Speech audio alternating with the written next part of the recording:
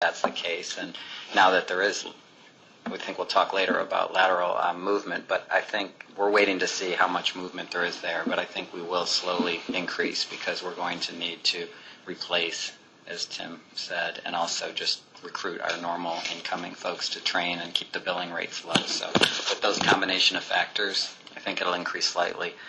We have jumping on the bandwagon of sadly going to fewer schools. I'd say that's true of us too.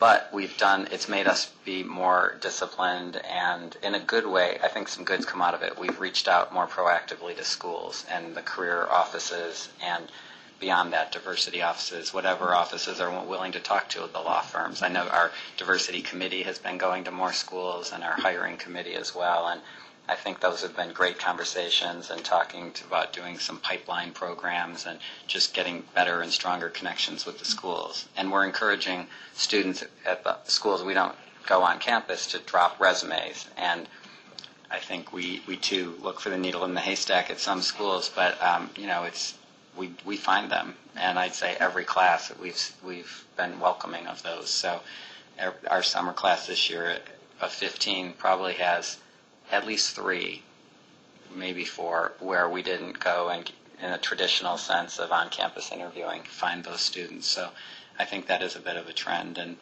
that's good. And it makes work for our recruiting staff, but it's been fruitful. So they've done a good job.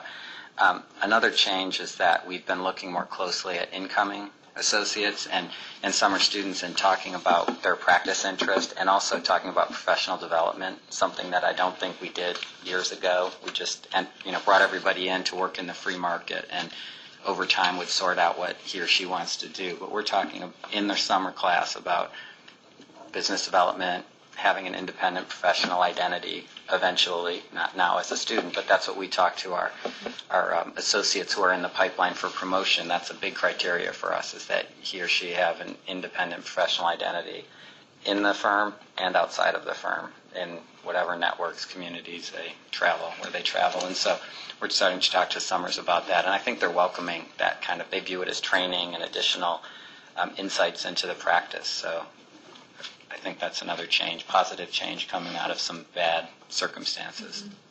Jennifer and then Jean. Okay, just to follow up on your question, Tammy, we will probably be going to the same number of schools, but we also recruit first-year summer associates, and we really do try to pull them in from other schools. So we host the holiday reception, so when they're in town, we get to meet them. But Skype interviews have actually been very productive for us.